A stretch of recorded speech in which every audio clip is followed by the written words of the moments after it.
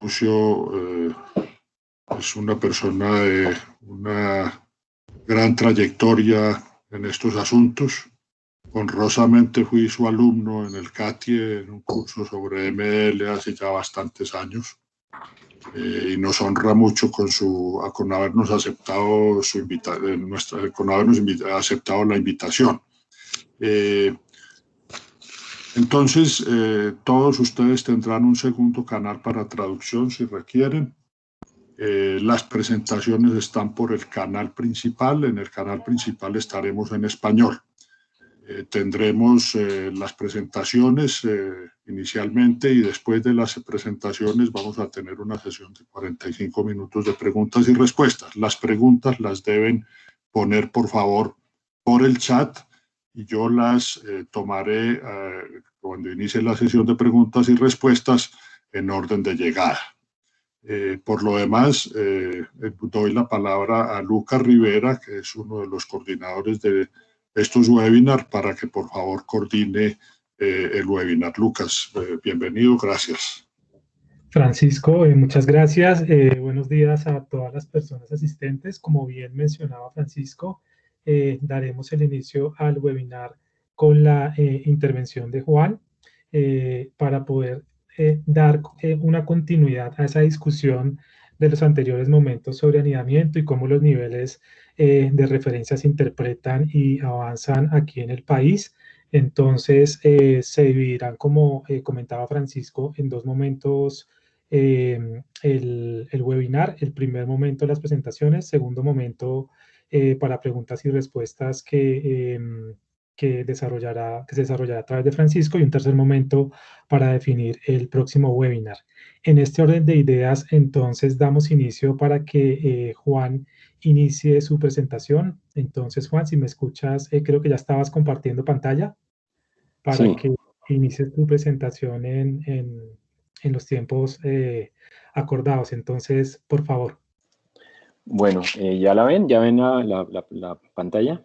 Sí se ve, sí se ve. Perfecto. Bueno, pues buenos días. Entonces, sí, Juan, sí, perdón. Quisiera recordar que las preguntas, por favor, las pueden plantear por escrito en el chat para irlas tomando posteriormente la ronda de preguntas y respuestas en el orden de llegada. Continúa, por favor. Sí, bueno, muchas gracias. Sí, como dijeron Francisco y Lucas, pues tenemos hoy a Lucio Pedroni. Esta es la tercera sesión sobre el tema de anidamiento que venimos realizando, y la presentación que yo voy a hacer es sobre la propuesta que hizo Azocarbono al Ministerio de Medio Ambiente en abril del 2019. O sea, esto ya pues ya casi año y medio. Apenas pues recién salida la resolución, y Azocarbono se estaba formando.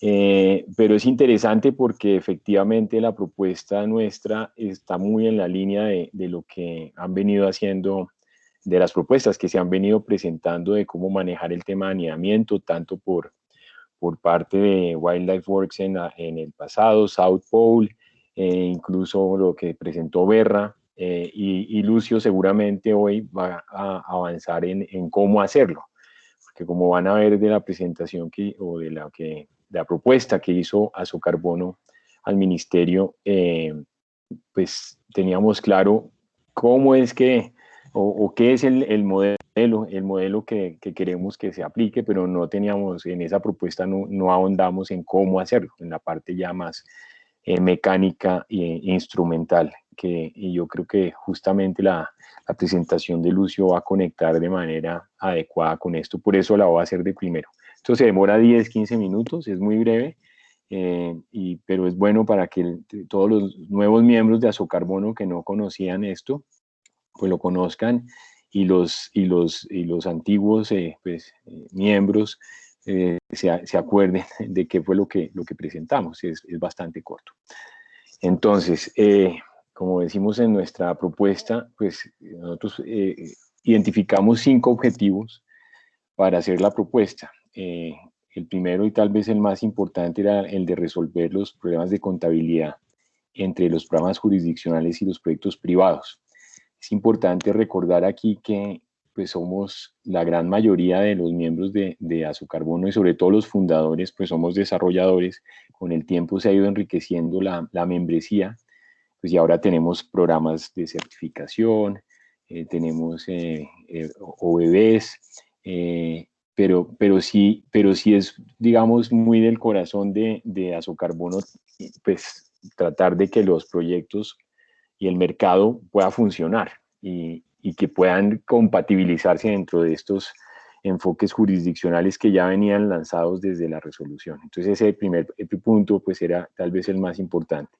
El segundo, que está relacionado pues, y tiene que ver con el quehacer también de los miembros de Azocarbono, es proteger las inversiones ya hechas y transacciones acordadas bajo la no causación del impuesto. Hay muchos intereses, hay muchas toneladas que se han generado y hay muchas en camino.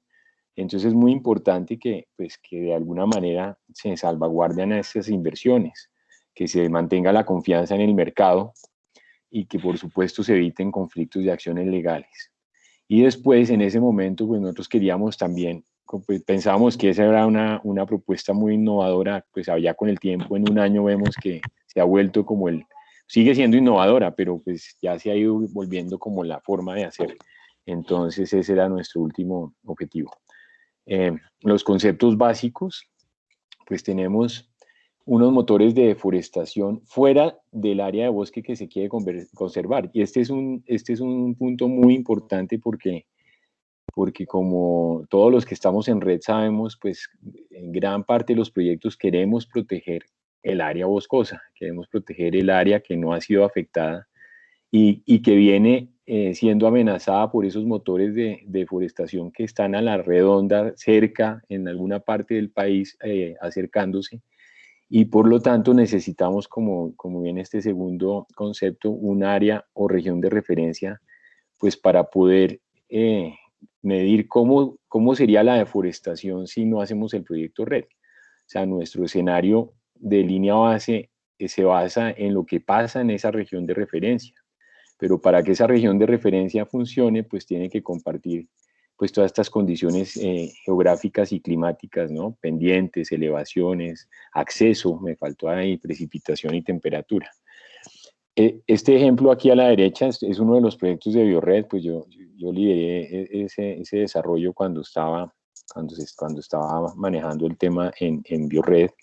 Y aquí fíjense este mapa, lo que está mostrando aquí es el área de referencia para el proyecto de Cajambre. Entiendo que Cajambre pues, ya ha avanzado, ya ha verificado, no sé si ya comercializó sus toneladas, pero es uno de los proyectos, de los 8 proyectos de BioRed.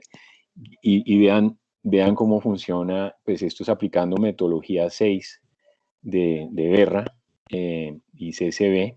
El área de referencia, pues es un área más grande, en este caso, ahora no me acuerdo exacto la relación, pero es más o menos por 3, es por lo menos 3 veces más grande que el área de proyecto. Las reglas normalmente para estas áreas de referencia dicen que puede incluirse parte del área de proyecto. Entonces, en este caso se incluyó el área del proyecto que tenía el mayor nivel de deforestación o de amenazas, que es justamente el borde contra el Consejo Comunitario de Naya, que es un consejo que hay aquí que todavía no tiene títulos, pero que ofrece amenazas, y pues el de arriba, que también es otro consejo comunitario. Fíjense que aquí esta zona de la derecha pues no se incluyó porque no son consejos comunitarios, no tienen la misma tenencia. Qué pena, ¿hay alguien con el micrófono abierto? ¿Podrían cerrarlo, por favor? Bueno, continúo. Y entonces lo que se incluyeron fueron estas otras zonas donde son consejos comunitarios y que comparten el mismo tipo de problemática y más o menos la misma geografía. Entonces es importante entender ese concepto. A veces no está al lado y no es el mismo tamaño del proyecto. Entonces, y eso yo no sé si ese concepto está claro, pues por lo menos en la resolución no está muy claro. Los proyectos se vienen haciendo así y yo creo que esto sigue siendo fundamental para poder anidarse, para poder hacer proyectos red que protejan el bosque natural. Lo que se viene proponiendo, que es usar una tendencia histórica, pues nosotros, pues basado en unos escenarios de referencia de emisiones, ¿no? El NREF, en ese momento cuando mandamos esto, pues apenas había el de Amazonía, ahora pues está el nacional en evaluación, y hay este tema del límite de emisiones para la jurisdicción, que nosotros desde ese momento ya identificamos como problemáticos. Y el principal problema es que la tendencia histórica no refleja el comportamiento o el desempeño de las partes dentro de la jurisdicción, mucho menos si la jurisdicción es el país entero, pues si es que se van a seguir las decisiones de Varsovia de la Convención Marco, o si es Visión Amazonía.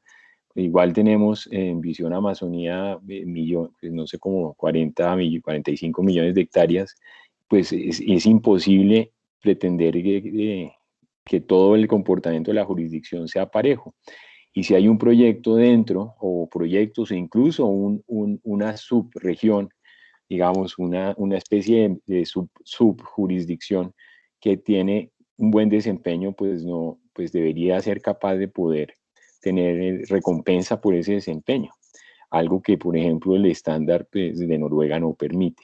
Eso es algo que ya hemos visto. Y lo que se quiere es que las dos cosas puedan jugar dentro del mismo esquema. Por otro lado, puede subestimarse el potencial de reducción de emisiones en los arcos de deforestación y al contrario, ¿no? De pronto se puede terminar inflando el potencial de reducción donde no hay amenaza.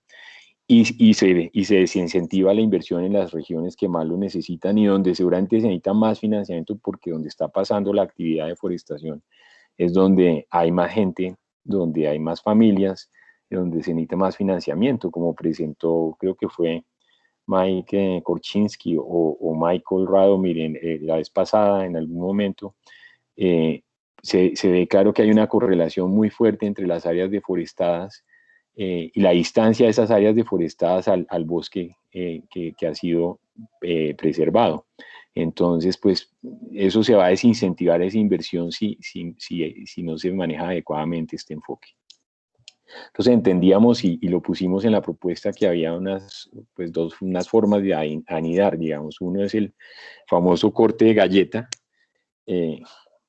y pues del que habla la resolución, la reconstrucción metodológica, que no es otra cosa que tomar los polígonos que uno necesita para su proyecto y su área de referencia, y que el IDEAM o uno con la metodología del IDEAM lo reconstruya. Es decir, usando las mismas análisis de bosque no bosque, con PALSAT, con las tasas de deforestación que aplica el IDEAM a esas áreas. Eso es lo que se llama el corte de galleta. Y el otro mecanismo que es el que no está en la resolución, pero nosotros queríamos pues sugerir que estuviera, es el de la asignación según riesgo. Según riesgo, que viene dado, como dije ya antes, principalmente por las zonas de deforestación. Ese mapa de Brasil, no quise poner el de Colombia pues para no generar debate ni nada. Este es el de Brasil, de zonas con más peligro de deforestación. Por supuesto, entre más cerca está uno de esas zonas, pues más riesgo tiene, pero más cerca quiere decir tengo que tener acceso a esas zonas. O sea, yo puedo estar geográficamente a pocos kilómetros, pero con unos accidentes geográficos que hacen imposible que me llegue la deforestación. Y por eso es que hay dos formas de hacer esto. La homogénea, que es un poco rara esa definición, pero eso básicamente es la que es casi igual a la de arriba, solo que pensamos nosotros que podía hacerse por zonas. Eso tiene algún problema, por ahí con Michael Radomir estamos discutiendo estos días, si se hace una propuesta para Colombia, por ejemplo, por departamentos, pues en algunos departamentos va a funcionar, pero en otros no, porque los departamentos son heterogéneos y tienen distintas condiciones geográficas, y la deforestación está de distinta forma manifestada. De pronto funcionaría en algunos departamentos como el Guaviare, es posible hasta el Caquetá, pero si uno ya habla del Cauca, pues eso es imposible. O sea, hay departamentos que incluso comparten 2 o 3 biomas. Entonces viene el tema de hacer la asignación de manera heterogénea, según el riesgo, y es lo que proponemos ahí. Entonces nuestra propuesta dice que ese nivel máximo de deforestación, pues en la propuesta hacemos toda una parte numérica que yo sí me voy a saltar aquí, pues para no aburrirlos, pero básicamente lo que dice la propuesta es que del nivel, digamos, de ese escenario, ese NREF que está presentando, por ejemplo, Colombia, se divida, se asigne de manera ponderada a las zonas de riesgo. O sea, no se asigne por igual a todos, todos estamos en la misma, sino que la zona que más riesgo tiene de deforestación, pues tenga un potencial de deforestación mayor. Eso quiere decir que pues ya en reducciones de emisiones, pues las reducciones de emisiones pues van a ser mayores si se está evitando un potencial de deforestación mayor. Ese es el vínculo que es importante. Este mapa que se ve a la derecha, que es de otro de estos proyectos de Biored de Bajo Calima y Bayamálaga, nosotros ahí hicimos este análisis con el modelo IDRISI, que hace precisamente eso. El modelo IDRISI toma en cuenta, es un modelo que le pone gravedad digamos, peso a los mercados y le pone peso también a las zonas de acceso. Entonces, hay que tomar en cuenta, por supuesto, los relieves, las zonas inundables, pero todo eso pensando en cómo yo voy a poder moverme y cómo logísticamente puedo acceder a las zonas de corte y a los centros poblados, zonas de corte o zonas de mercado, porque pues digamos, los motores de deforestación son o bien por temas económicos, porque quiero expandir áreas de pasto para especular con tierras, o porque quiero hacer una producción agrícola, o porque simplemente estoy haciendo una tala selectiva, pero siempre tenemos estos pesos, pesos gravitacionales en el modelo, que son los que marcan el acceso y la capacidad de hacer esa deforestación, esa degradación. Ya estoy terminando. Entonces, en esta estamos viendo que el escenario de base es lo que pasaría si no se hace, y en el escenario de proyecto es el que donde permite la recuperación, por eso se ve más verde, digamos, se deja o se mantiene el bosque más natural. O sea, esto es el de línea base al final es una proyección de las condiciones actuales, y el de escenario de proyecto es el de mantener y de pronto dejar recuperar alguna parte. Entonces esa fue la propuesta básica: usar un mapa de riesgos, considerar áreas de referencia que ya presenté antes, y que por supuesto el sistema sea transparente. Yo precisamente sé que la propuesta de Lucio que esta es ya mi última slide, va a tocar esos temas. Tengo un nuevo interrogante que no estaba en la propuesta, pero pues que creo que es importante ponerlo en la mesa, y es que deberían coexistir esas dos condiciones que sí pusimos en nuestra propuesta. O sea, nuestro interés es que el desempeño de la jurisdicción no afecte el desempeño de los proyectos, o viceversa. Pues, o viceversa, digamos, si la suma de las partes todos hacen mal desempeño, por supuesto la de su jurisdicción también. Pero si un proyecto logra sus reducciones, pero en otras partes hubo deforestación, tiene que haber la posibilidad de que el incentivo financiero, que es lo que se hace con un proyecto red, pueda convivir. Y para eso, pues entonces se genera esta pregunta que dejo abierta, y es si entonces el famoso tope o máximo de emisiones permitido en el NREF se podría sobrepasar dentro de la jurisdicción con algunos proyectos, para que el total no se pase. O sea, así digo yo, así se mantuviera la resolución, de pronto habría que precisar si las partes dentro del NREF pueden o no sobrepasar. Con eso dejo esa pregunta. Les agradezco mucho. Yo sé que Lucio va a ayudarnos a esclarecer. Muchas gracias. Muchas gracias, Juan. Interesante intervención para abrir la discusión posteriormente. Y continuamos entonces con la presentación de Lucio. Entonces, Lucio, ya puedes compartir pantalla, por favor, para... Perfecto. Entonces, puedes empezar con tu presentación. El escenario es todo tuyo. Continúa. Sí, muy buenos días y muchísimas gracias por la invitación. Es un honor, por supuesto, para mí poder compartir con ustedes algunas ideas. Lo que les voy a comentar hoy está muy relacionado con un trabajo que hemos venido haciendo y que seguimos haciendo en Perú y que estamos haciendo también como marca de una asesoría a Verra, que está en un proceso de revisión de sus requerimientos para Red Plus jurisdiccional y anidado. Y se refiere justamente a este tema de cómo se pueden definir en un contexto de proyectos anidados las líneas de base de los proyectos como un primer paso o como un paso hacia el anidamiento de los proyectos red, porque definir el nivel de referencia o la línea de base de los proyectos es un aspecto, no cubre todos los temas, ¿no? Entonces, esto es un trabajo en curso y los que le voy a contar son las ideas que estamos construyendo en Verra. No puedo garantizar que todo lo que aquí se presentará va a ser lo que al final va a quedar en el estándar, pero creo que como ya tuvimos muchísimos intercambios con varios grupos, va a ser bastante cercano a lo que va a salir próximamente a comentarios públicos. Entonces, un paréntesis, Lucio, por favor. Les recuerdo que deben diligenciar el formulario de asistencia que ya se encuentra en el chat, el link, y agradecemos que mantengan todos sus micrófonos apagados y que las preguntas las puedan plantear por escrito en el chat de este webinar, las cuales se irán desarrollando pues, en la siguiente etapa del webinar en manera de orden de llegada. Entonces, cierro paréntesis. Lucio, continúa por favor con tu intervención. Muchas gracias. Con mucho gusto. Entonces, en esa presentación quiero dar un poco de contexto porque hay que entender la complejidad del contexto en que vivimos actualmente. Voy a recordar por qué estamos considerando el anidamiento y como un tema importante en el contexto actual.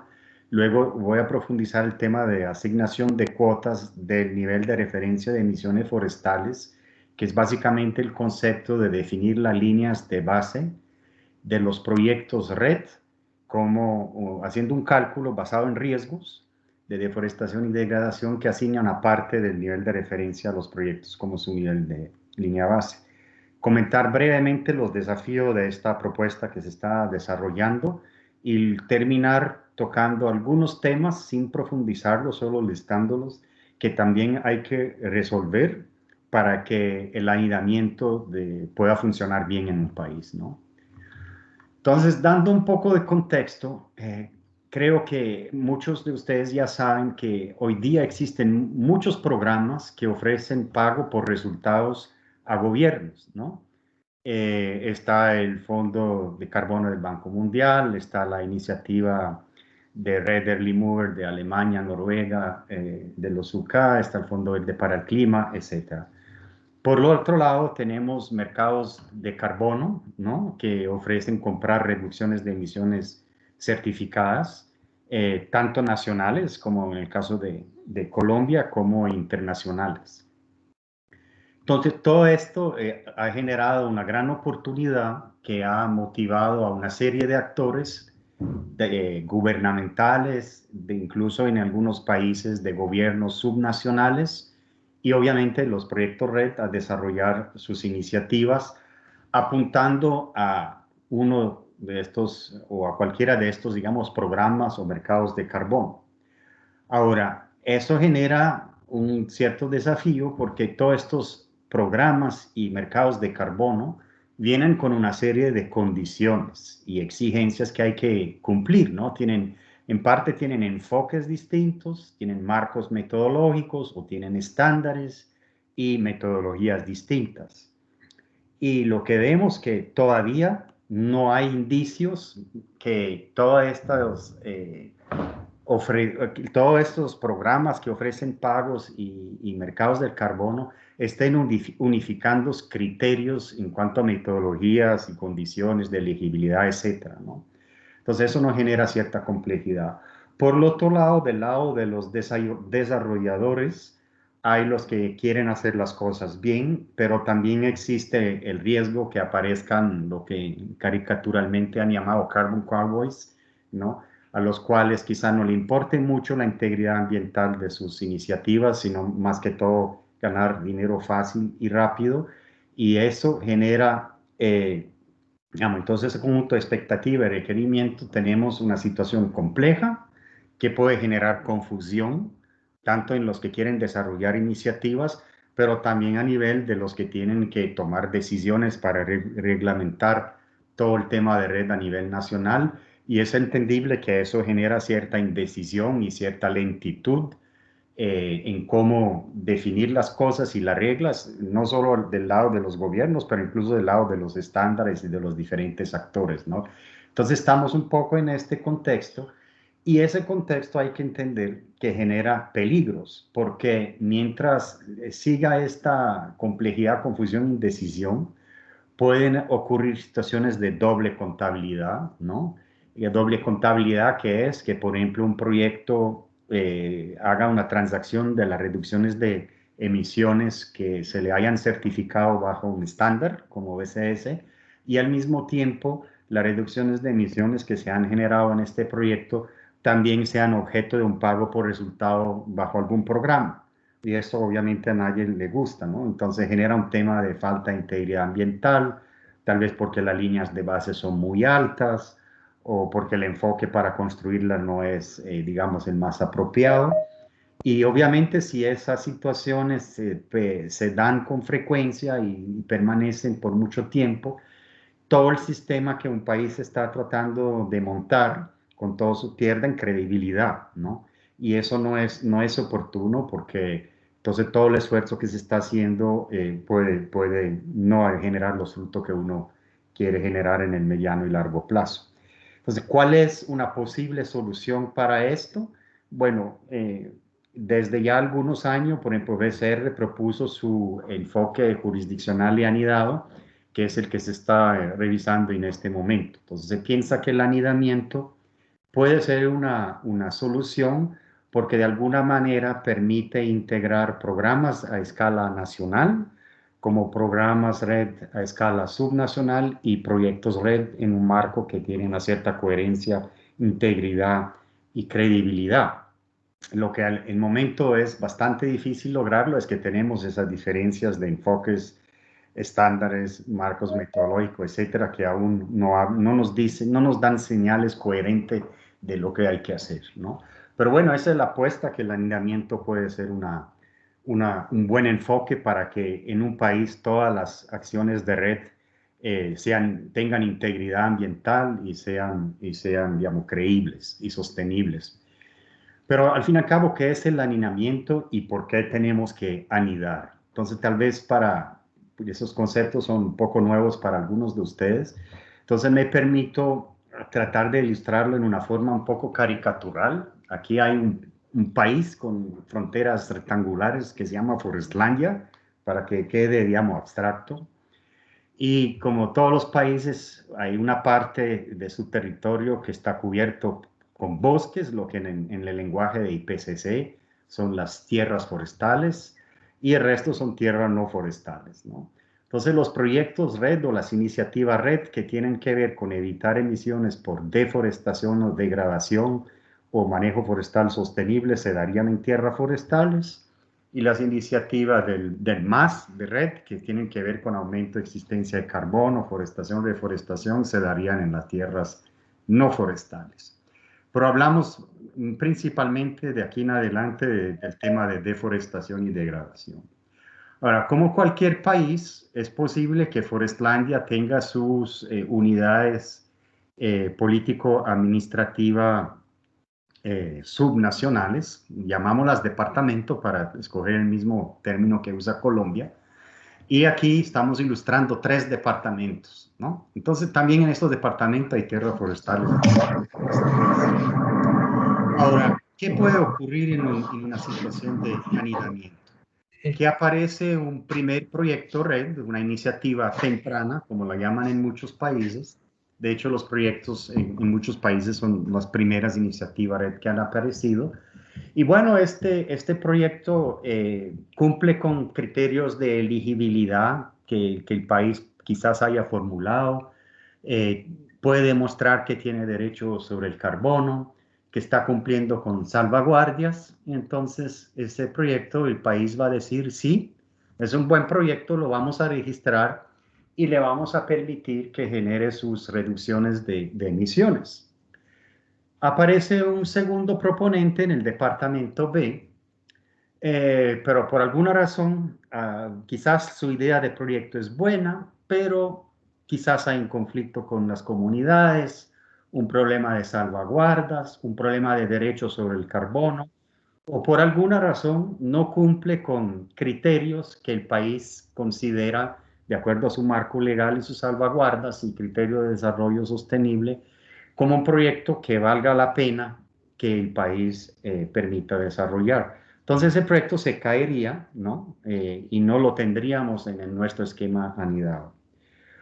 Posteriormente, el gobierno del departamento B, o sea, el gobierno subnacional, hace un análisis de su marco regulatorio y dice, bueno, nosotros tenemos ciertas competencias y deberes para la protección de los bosques en nuestra jurisdicción y vemos la oportunidad de desarrollar un programa Red Plus subnacional en nuestro departamento y lo queremos hacer porque estamos comprometidos con la ambiente. Presentan su propuesta y se le aprueba, pero como ya existe un proyecto anteriormente registrado quiere decir que demostró su derecho de desarrollarse porque cumple con criterios de desarrollo sostenible, salvaguardia, derecho de carbono. Entonces, la parte del área del proyecto que está en el departamento B, no podría el gobierno del departamento B contabilizarla en su contabilidad de carbono, porque ya forma parte de la contabilidad de carbono del proyecto 1. Luego aparece otro proyecto en el departamento C, que también cumple con todos los criterios, queda registrado. Y finalmente, a pesar que ya exista un programa jurisdiccional subnacional registrado en el departamento B, aparece un nuevo proyecto dentro de este departamento que también cumple con todos los requerimientos de derecho de carbono, elegibilidad, cumplimiento de salvaguardia, etc. Y entonces cumple con todos los criterios que el país definió, también se puede registrar. Y en principio su área de contabilidad de carbono va a ser el área incluida en el proyecto, a pesar que ahí había un programa subnacional y el programa subnacional debería descontar de su contabilidad de carbono esta área del nuevo proyecto, ¿no?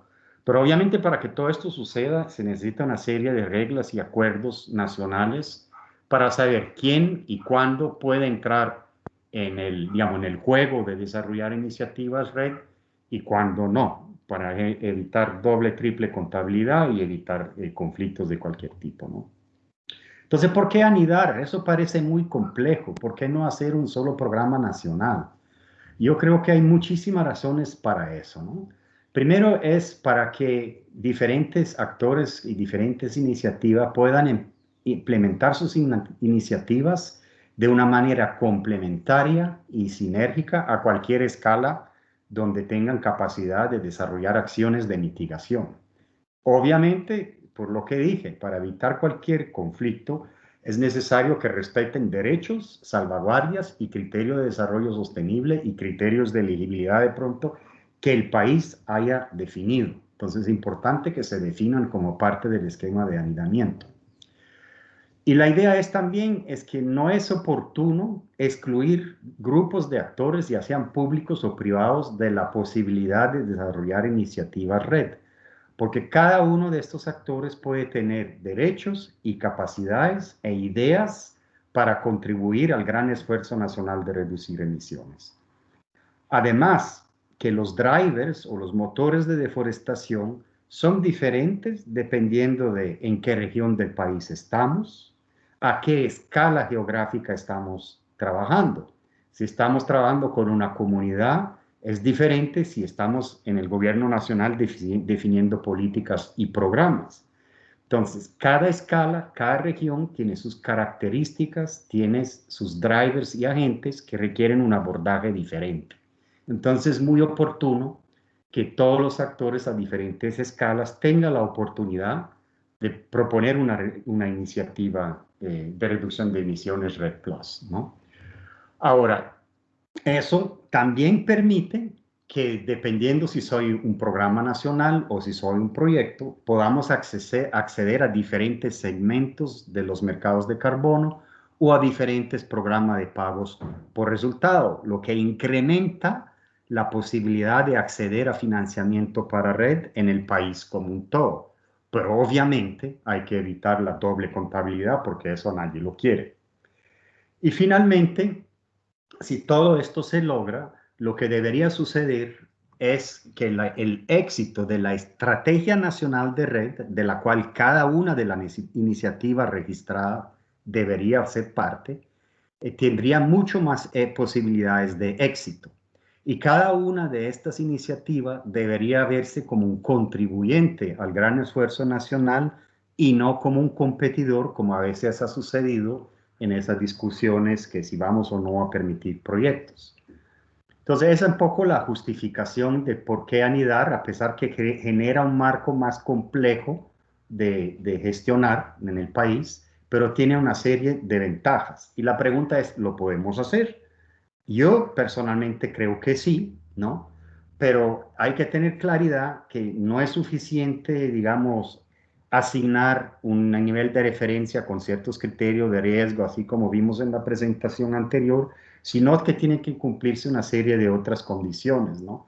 Para que al final todo esto se implemente en un marco que sea metodológicamente robusto en términos de contabilidad de carbono, que sea de acuerdo al marco legal del país, que sea justo, que maximice oportunidades, que maximice innovación e iniciativa, que sea transparente y que al final sea de alta integridad ambiental y sin doble contabilidad. Entonces eso es un poco la justificación de por qué vale la pena considerar el enfoque anidado o el Jurisdictional and Nested Red para que un país pueda de manera eficiente cumplir con sus metas de reducción de emisiones en el sector forestal. Ahora, hablando un poco del concepto de asignación de cuotas del nivel de referencia a los proyectos.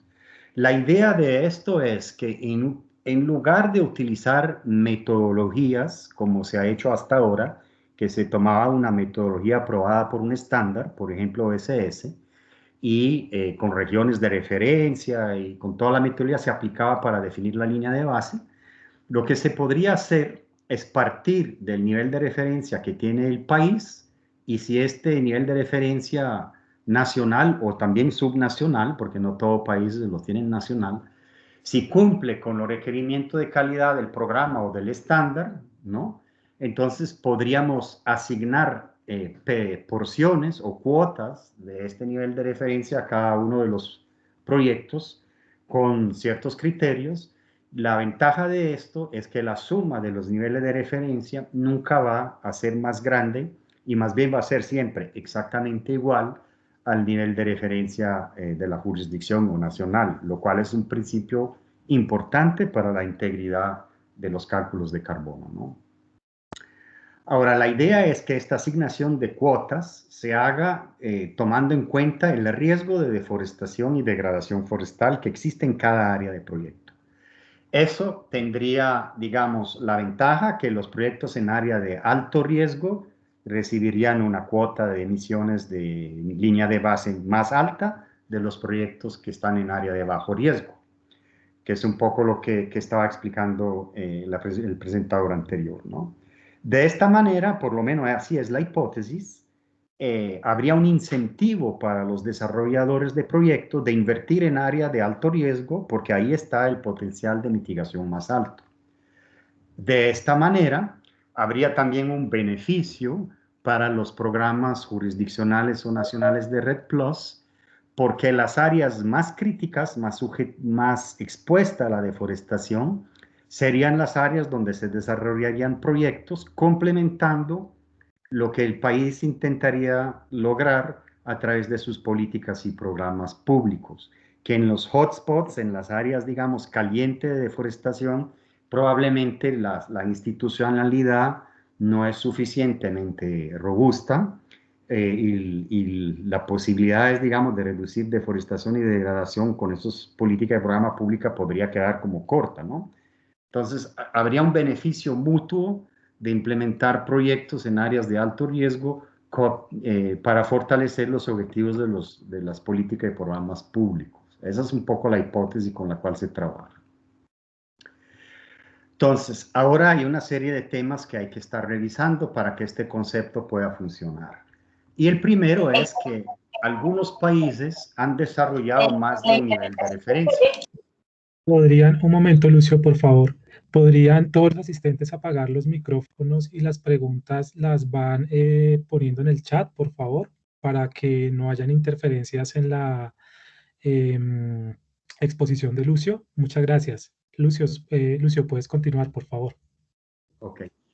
Entonces, estaba diciendo que para poder aplicar este concepto de asignación de cuota, ya surgen varios temas, ¿no? Y uno es que cuando vamos a visitar países, muchos han desarrollado diferentes niveles de referencia. Uno para la Convención, otro para el Banco Mundial, otro tal vez para REN, etcétera, ¿no? Entonces, una pregunta es, bueno, ¿cuáles de todos estos hay que utilizar para aplicar el concepto de asignación de cuota? La recomendación que yo estoy haciendo a Verra es que el país tenga la libertad de escoger cuál nivel de referencia quiere utilizar para este fin, pero claramente cualquier programa de pago por resultado o estándar para mercado de carbono va a tener ciertas exigencias, ciertos requerimientos de calidad mínima para que el nivel de referencia pueda aplicarse para este concepto de asignación de cuota, ¿no? Entonces, esta es una discusión que se estamos teniendo en este momento con BCRs, BCS, de cuál deberían ser estos requerimientos mínimos de calidad. Ahora, lo que es posible, ¿no? Estamos ahora en el ámbito de las posibilidades, es que de no cumplirse con ciertos criterios de calidad, por ejemplo, en el tema de la exactitud de la estimación del nivel de referencia, que se tenga que hacer algún tipo de ajuste, ¿no? Para que el nivel de referencia ajustado que se utilizaría para la asignación de cuota sea conservador. Entonces eso funcionaría así. Si visualizamos el volumen de emisiones del nivel de referencia que propone el país como un pastel, ¿no? Un círculo, y le examinamos su nivel de incertidumbre, vamos a ver que una parte de estas emisiones son inciertas. Y lo que podría ocurrir es que el estándar va a decir, no, trabajemos solo con la parte que consideramos conservadora, entonces lo ajustamos, ¿no? Y sería, digamos, en este caso, un nivel de referencia un poco menor del que se propuso inicialmente, y este sería el que se utilizaría para la asignación de cuotas. Entonces, este lo vamos a llamar NREF, nivel de referencia de emisiones forestales, para JNR, para la asignación de cuotas, en adelante en la presentación.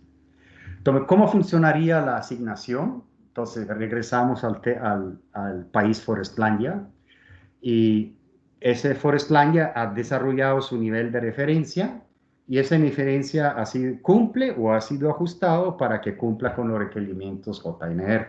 Lo representamos ahí, este nivel de referencia. El tamaño del círculo representa el volumen de emisiones incluidas en este nivel de referencia. Ahora, como habíamos dicho, Forestlandia tiene sus tierras forestales y las no forestales, de acuerdo al IPCC, ¿no? Normalmente se dividen en cultivo, praderas, humedales, asentamientos y otras tierras. Ahora, ¿cómo hacemos la repartición del nivel de referencia a los proyectos que tenemos ahí? Es un poco la pregunta de cómo partir el pastel, ¿no? Entonces, la idea que se tiene es la siguiente: ver un poco lo que ocurrió en el periodo histórico de referencia. Y lo que se va a observar que parte de las tierras forestales fueron convertidas a cultivo, otra parte a praderas, otra a humedales, otra a asentamientos y otras a otras tierras. Todo esto es lo que llamamos deforestación, ¿no? Entonces tenemos un mapa o datos de deforestación histórica que son los mismos que utilizamos para construir el nivel de referencia normalmente, y son los datos que vamos a ver para poder hacer esta partición del pastel que llamamos nivel de referencia. O sea, ¿cómo ocurre esto? Ya fijémonos solo en las tierras forestales. Si uno ve espacialmente cómo se distribuye esta deforestación, puede darse cuenta que hay zonas que son de alto riesgo, que es lo que montamos en rojo, otras que son de muy bajo riesgo, que es donde prácticamente no ocurrió deforestación, y otras que son como en un nivel intermedio, ¿no? Entonces podemos crear estos mapas de riesgo de los cuales nos hablaba Andrés en su presentación.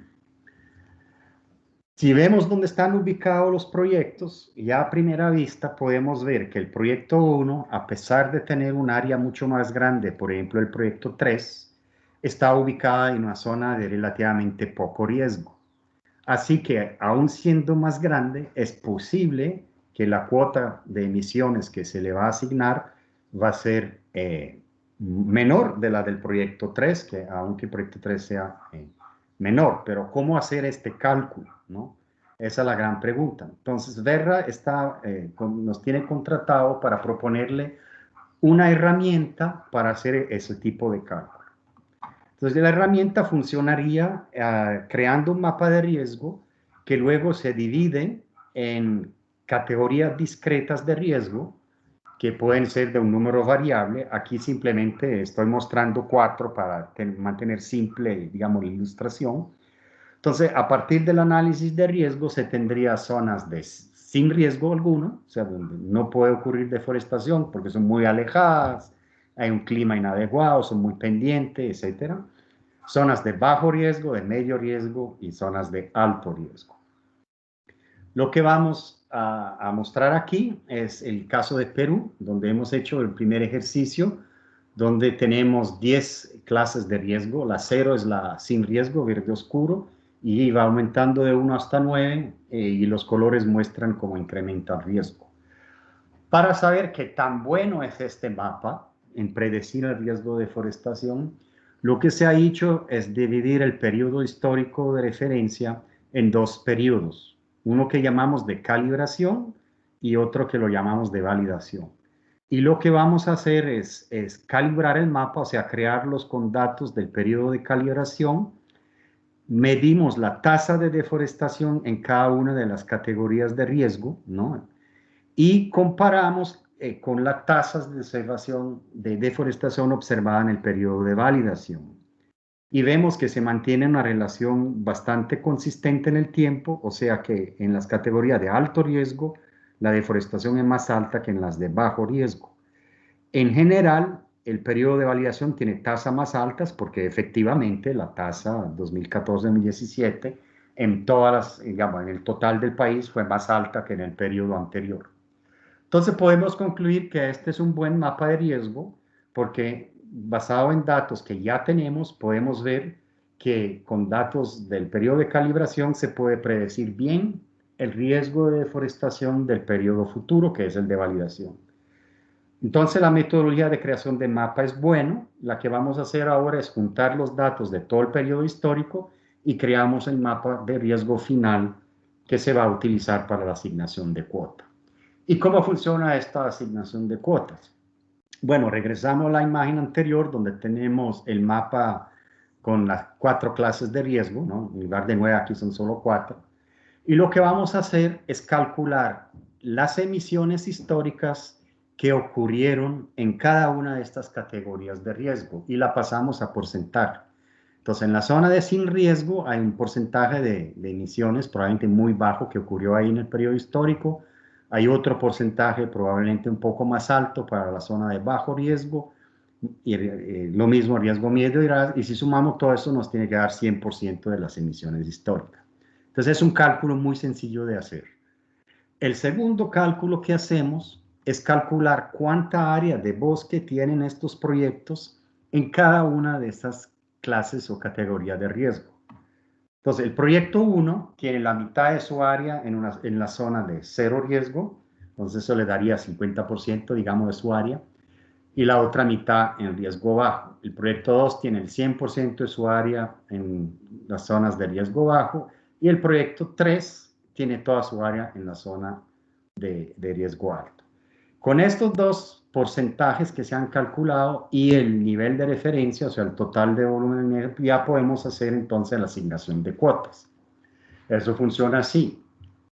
Empezamos con el proyecto 1 y el cálculo es muy simple. Multiplicamos el nivel de referencia total de la jurisdicción, ¿no? O sea, el total del pastel, por el producto de los porcentajes que hemos calculado anteriormente. O sea, en este caso sería el porcentaje de emisiones en la clase de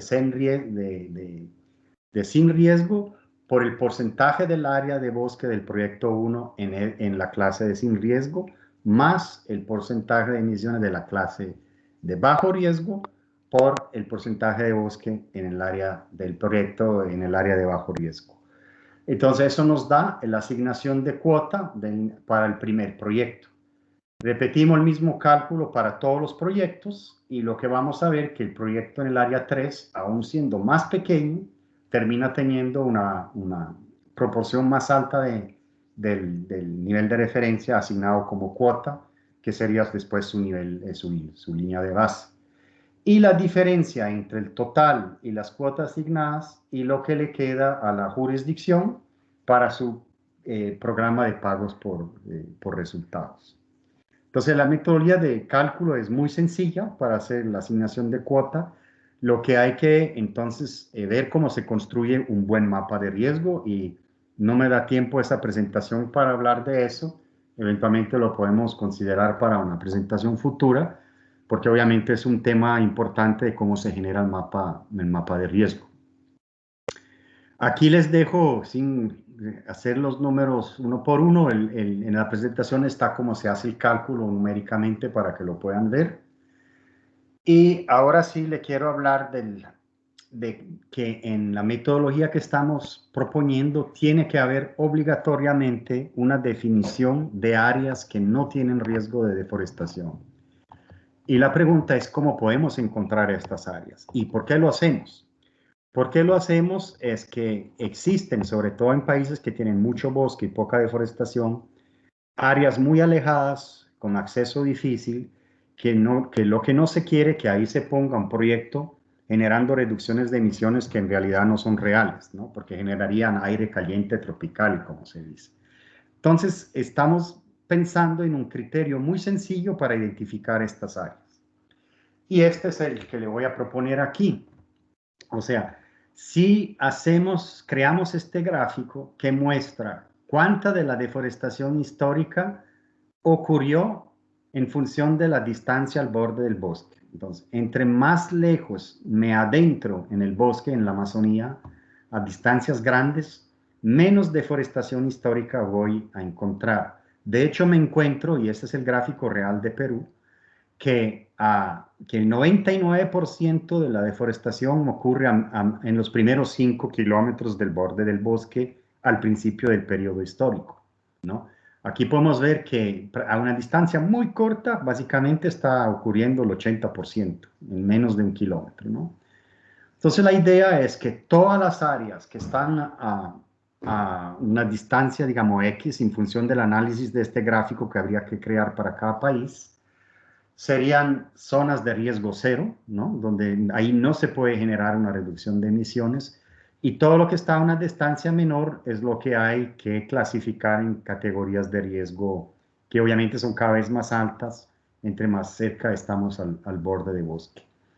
En el caso de Perú, esos son los datos. 90% de la deforestación acumulada históricamente ocurrió en los primeros 1.500 metros, el 95% en los primeros 2.430 y el 99% en los primeros 5.368 metros. Entonces se está proponiendo el criterio de 5.368 como criterio para definir las áreas sin riesgo de deforestación. Quisiéramos ver si este tipo de análisis da resultados similares, o sea, la misma forma de curva en otros países, y en este momento estamos buscando países para hacer el mismo estudio, porque la idea con BCS es que la metodología se valide en 3 o 4 países antes de hacerla, digamos, parte del estándar, ¿no? Algunos desafíos para ir poco a poco terminando es que los países han construido sus niveles de referencia no solo para diferentes programas, generando niveles de referencia distintos, sino también utilizando diferentes enfoques. Lo que hemos visto que incluso las definiciones de las actividades de red, algo como deforestación, degradación, no tiene la misma definición y el mismo concepto en diferentes países. Entonces, la pregunta es cómo uniformar esto para que los créditos de carbono sean comparables, ¿no? También han utilizado diferentes métodos para el cálculo de factores de emisiones. El VCS-JNR ahora pide que sean factores de emisiones netos, pero vemos que muchos niveles de referencia nacionales se han construido con factores de emisiones brutos. Los periodos históricos de referencia son diferentes. Los enfoques para establecer el nivel de referencia también son diferentes. Algunos han usado el promedio de las emisiones históricas, otros, que creo que es el caso de Colombia, las emisiones históricas promedio con un factor de ajuste, y por ejemplo Perú usó la tendencia histórica de emisiones proyectada linealmente. Entonces eso también hay que verlo si se permite todo esto o si se va a uniformizar el criterio, digamos, el enfoque. Y una tendencia reciente es que muchos países están dejando de crear mapas de deforestación para construir su nivel de referencia, sino usan técnica de muestreo, ¿no? Y nosotros, para poder crear un mapa de riesgo, necesitamos mapas de deforestación y degradación que sean consistentes con el nivel de referencia propuesto. Entonces, eso es otro desafío porque quizás no todos los países tengan estos mapas o no los tengan consistentes con sus cálculos del nivel de referencia. Otro desafío grande es que la exactitud de los niveles de referencia propuestos muchas veces no está muy bien evaluada o está bastante baja o las dos cosas, ¿no? Y eso también genera una dificultad porque al aplicar este enfoque de asignación de cuota, niveles de certidumbre o de exactitud muy heterogéneos harían que las líneas de base asignadas no tendrían la misma robustez. Entonces es un tema que probablemente se va a resolver con ese ajuste conservador que le mencioné. Y bueno, el tema que se requiere un mapa de riesgo de deforestación también es un desafío porque hay muchas formas de construir mapas de riesgo de deforestación y para el estándar es importante construir o proponer una metodología donde los mapas de riesgo sean lo más robustos y objetivos posibles, con menor riesgo de sesgo posible. Y en nuestra experiencia, que hemos acompañado muchos proyectos red y muchas jurisdicciones en la construcción de su nivel de referencia, es que los métodos tradicionales de crear mapa de riesgo combinando mapas de distancia a camino, mapa de distancia a ríos navegables, a asentamientos, a concesiones, etcétera, son en realidad bastante sesgables simplemente por el hecho de qué variables cojo para hacer mi modelo y qué fuente de datos utilizo. O sea, todos saben que el acceso es un factor muy relacionado con la deforestación y es fácil de demostrar. Pero si el acceso lo defino como distancias a vía, la pregunta es qué mapa de vía voy a usar. Porque sobre todo en las zonas de alta deforestación, los mapas oficiales muchas veces están muy desactualizados. O sea, la realidad es que hay muchas más vías de la que aparecen en el mapa. Pero para un gobierno no usar un mapa oficial ya es un problema. Y si vienen los proyectos y digan, no, yo aquí le he digitalizado para mi proyecto las vías que hay en realidad, eso sesga el mapa, porque obviamente voy a tener mucho más riesgo de deforestación donde he digitalizado caminos y no si no lo he hecho para todo el país. Y actualizar un mapa de vías, por ejemplo, para todo Colombia, puede ser un trabajo muy complicado, ¿no? Entonces, lo que se está haciendo es buscar una metodología que sea lo menos sesgable posible y si tienen interés en una próxima charla le puedo hablar de esto. Otra experiencia que hemos visto con los validadores incluso de BCS es que para ellos ha sido muy difícil opinar o validar sobre la robustez de mapas de riesgo que siempre son subyacentes a los modelos de deforestación que se presentan en las metodologías de los proyectos red. ¿no? Muchas veces ellos me han confesado abiertamente no tener la capacidad y la experiencia para hacerlo. Y eso me hace pensar que, bueno, si se desarrolla un mapa de riesgo nacional, tendrán los gobiernos la capacidad, la voluntad, la competencia, la confianza para validarlos, aprobarlos o desarrollarlos o todos los tres.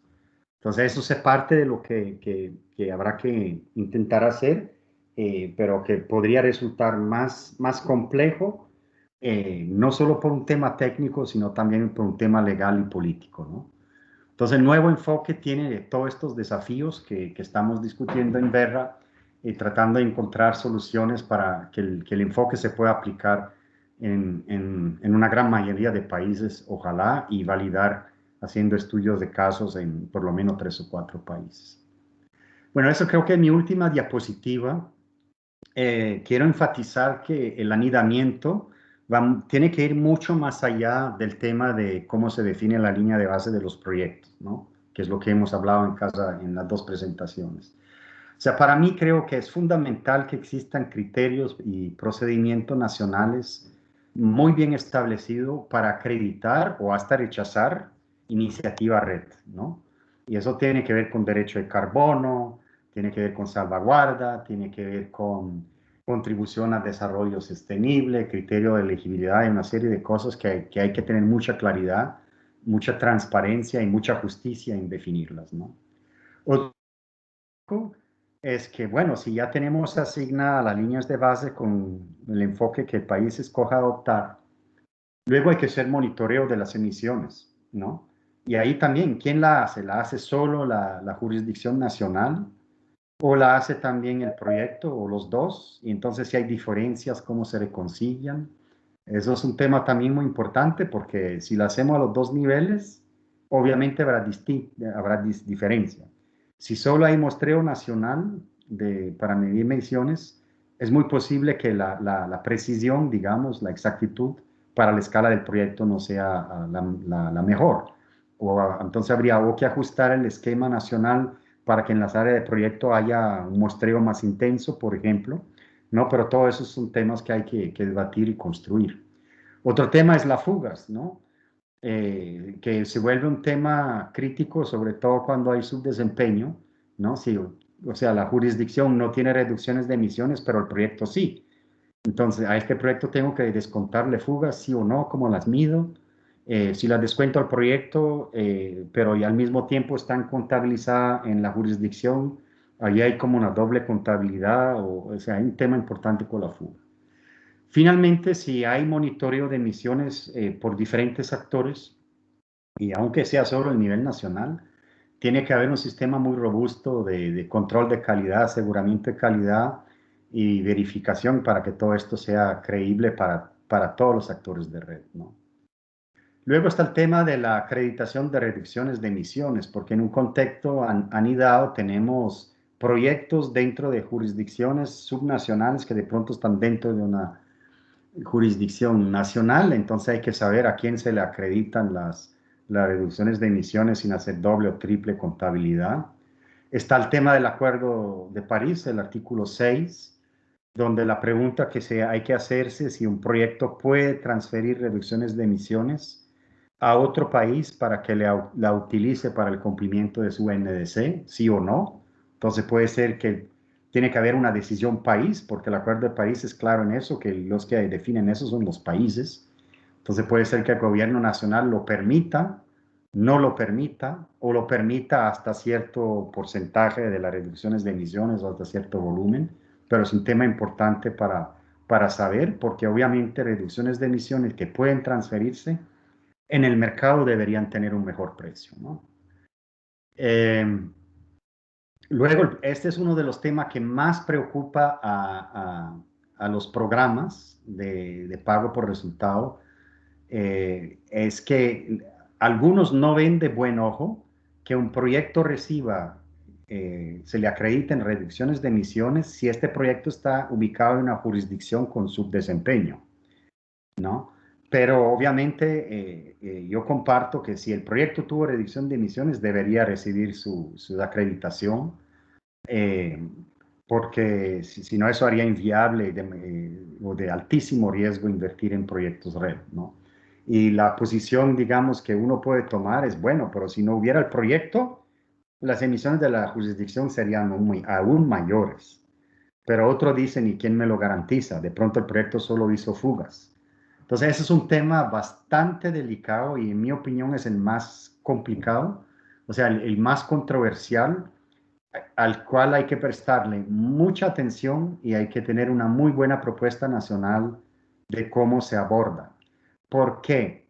Si, por ejemplo, Colombia vamos a tener por muchos años seguidos aumento de emisiones a nivel nacional y proyectos reportando reducciones de emisiones, con el tiempo esas reducciones de emisiones van a perder credibilidad y los mercados del carbono, por lo menos los internacionales, van a perder confianza en comprarle a los proyectos de Colombia, ¿no? Entonces, este para mí casi que lo quisiera poner en rojo como uno de los temas más importantes para tener una muy buena propuesta nacional. Y obviamente está el tema de registro, donde hay muchísimos temas que tienen que ser registrados para que todo quede transparente y documentado, ¿no? Y hay más temas, pero creo que esos son como los principales que un buen sistema de anidamiento debe abordar. Bueno, eso era mi presentación. Espero que no me pasé demasiado del tiempo que me dieron y con mucho gusto estoy dispuesto a cualquier pregunta que tenga. Muchas gracias, Lucio. De hecho, lo hiciste dentro de los tiempos. Muy bien. Eh, entonces, ahora continuamos con la ronda de preguntas. Vamos a ir con preguntas hasta las 11:45 y posterior a ello pasamos a la definición del siguiente, pues de la temática y la fecha del siguiente webinar.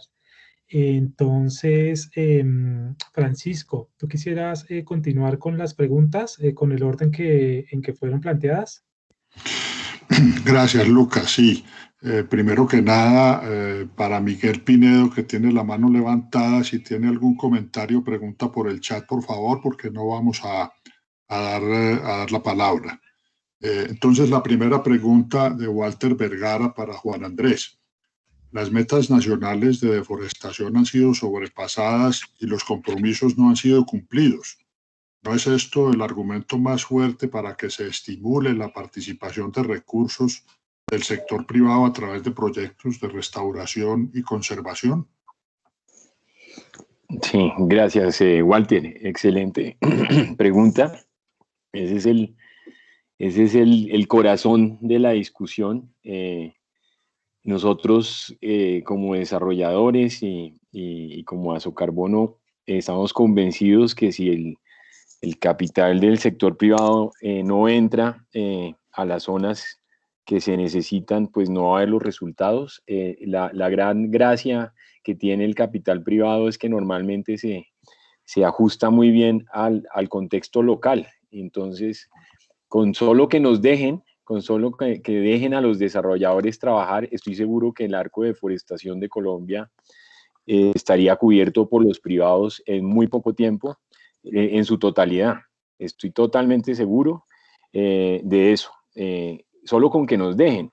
Más, si además de todo, como presentó Lucio, se hicieran unas asignaciones por riesgo, pues muchísimo más, pero yo te digo, solo con que nos dejen dentro de las reglas actuales, que dejen a los privados entrar ahí, eso sería un efecto importantísimo. Y el otro comentario que me apoyo para responder en lo que presentó Lucio, es que en la mayoría de países, y no en todos, los pagos por servicios ambientales y red, pues de alguna manera se ayudan. O sea, obviamente uno no quiere que se pague dos veces por la misma área geográfica, pero sí hay fondos, digamos, de cooperación o de desempeño o pago por servicios ambientales para una jurisdicción. Para manejar la jurisdicción, pues debería permitirse, sin que hubiera problemas, que haya proyectos a nivel local. Eso es lo que venimos peleando. Gracias por la pregunta. Juan Andrés López para Lucio. La asignación de cuotas no debe hacerse con base en un área de referencia que puede ser diferente del área del proyecto. Muchas gracias por la pregunta, Andrés. La propuesta es que se tiene que partir de un nivel de referencia nacional, ¿no? El que el país considere su nivel de referencia oficial. Entonces, por así decirlo, la región de referencia es el país entero, o como mostré en el caso de Perú, donde el nivel de referencia cubre solo, entre comillas, la Amazonía peruana, aunque la Amazonía peruana representa el 99.8% o algo así de las emisiones por deforestación, o sea, prácticamente es nacional. Ahora, el mapa de riesgo obviamente se puede generar de una forma estratificada, ¿no? Y hay, como dije, hay muchas metodologías para hacerlo, pero la idea es que cubra toda la jurisdicción para la cual se tiene el nivel de referencia para hacer la asignación de cuota. Justamente porque una de las debilidades que hemos visto con la metodología de proyecto es que las regiones de referencia a veces son un poco escogidas, ¿no? De una manera que genere niveles de referencia, líneas de base más alta. A veces son sobrepuestos, o sea, proyectos vecinos tienen regiones de referencia que se traslapan. Entonces, es mucho mejor que haya una región de referencia que es básicamente toda la jurisdicción para la cual se tiene el nivel de referencia, y si es oportuno, porque los drivers, las dinámicas son diferentes, se puede hacer un análisis estratificado, pero la idea es que no haya ni huecos ni traslapes en ese ejercicio. Una nueva pregunta de Juan Andrés para Lucio. ¿Podrían las áreas de referencia caer en zonas de riesgo diferentes a la zona de riesgo del área del proyecto, bosque a proteger? Debería poderse hacer, pero seguramente depende de las condiciones geográficas particulares.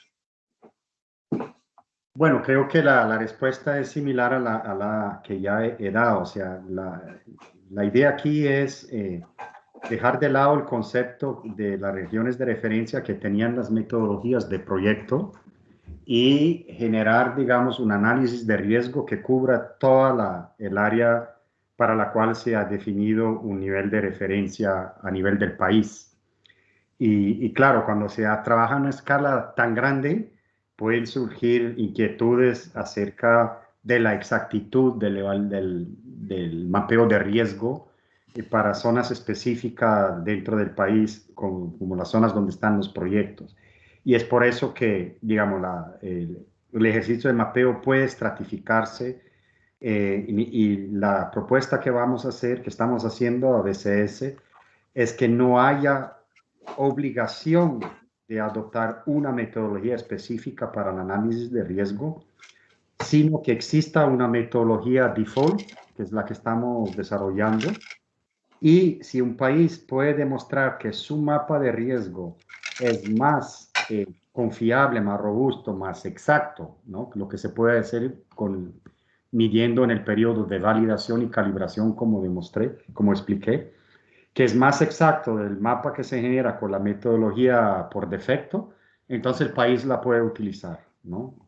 Pero si no lo es, debería utilizar la metodología por defecto, porque se está intentando generar una metodología que sea lo menos posible sujeta a cualquier tipo de sesgo. Y tal vez aquí vale la pena comentar que ya el tema de anidamiento y de usar un enfoque para definir línea de base que sea muy alineado y consistente con el nivel de referencia de la jurisdicción, ya es un pedido de actores importantes del mercado voluntario de carbono, ¿no? Hay actores, ¿no? Corsia, por ejemplo, dice que no le van a comprar a proyectos que no estén anidados. Y es por eso que se está dando, digamos, todo este ejercicio y movimiento a nivel del estándar BCS. De Walter Vergara, Lucio, ¿cómo responde a la crítica de que la metodología de riesgos y régimen de anidamiento es muy complejo, de altos costos de administración y sujeta a diferencias de interpretación? Mientras siguen las discusiones, los bosques desaparecen. El problema es tan grave que en Colombia y Perú que se deben tomar decisiones inmediatas para conservar de forma permanente y restaurar áreas degradadas, atrayendo recursos de todas las fuentes. las áreas de bajo riesgo hoy serán de alto riesgo mañana si no se agiliza el proceso. Perfecto, claro, el riesgo es algo dinámico que cambia y por eso esta discusión que se está teniendo va también relacionada a la periodicidad con la cual se va a requerir una revisión del nivel de referencia y del mapa de riesgo. Y es probable que ahora actualmente el periodo es creo que de 10 años y es muy probable que se hará una propuesta para que sean revisiones más frecuentes, como probablemente entre 4 y 6 años. Ahora, claro, las discusiones atrasan, pero hay muchos temas aquí. Uno es el tema de derechos sobre el carbono, ¿no? Entonces, en mi opinión, es muy difícil para un gobierno nacional decir, no, aquí solo existe un programa nacional, lo manejamos nosotros, no puede haber inversión privada en proyectos, porque eso podría, por ejemplo, en países como Estados Unidos sería imposible decir eso. En muchos países desarrollados eso sería imposible porque existen derechos que la gente defendería, incluso sobre el carbono. Así que en muchos países legalmente no es viable pensar solo en un programa nacional. Segundo, la fuerza, digamos, la capacidad de las instituciones del Estado de llegarle de manera efectiva a los sitios, a los hotspots de deforestación. O sea, no hay presencia institucional en muchos casos. Entonces, es oportuno para la estrategia del país que en estos sitios pueda llegar inversión privada a desarrollar iniciativas de proyecto. Ahora, la arquitectura nested sí tiene sus complejidades adicionales, pero bien hecha debería aumentar la efectividad de los esfuerzos del país. Permite más innovación porque más actores a todas las escalas estarán pensando qué pueden hacer para combatir los drivers. Atraerá más inversión porque no va a ser solo los programas de pago por resultado de los fondos de carbono y de gobierno a gobierno, sino habrá inversión privada y hay indicios muy fuertes actualmente de que hay compromisos muy importantes del sector privado de invertir en ese tipo de proyectos, ¿no? Entonces, realmente el tema es que hay que montar bien el marco regulatorio y de contabilidad de carbono para que todo esto se pueda dar bajo un marco de integridad y bajo integridad ambiental y un marco de efectividad en la reducción de emisiones, ¿no? Donde varios actores aportan esfuerzo, aportan ideas, aportan iniciativas, pero todo dentro de un marco de respeto de la ley, de los derechos y un marco de contabilidad de carbono que evite doble contabilidad y que tenga alta integridad ambiental.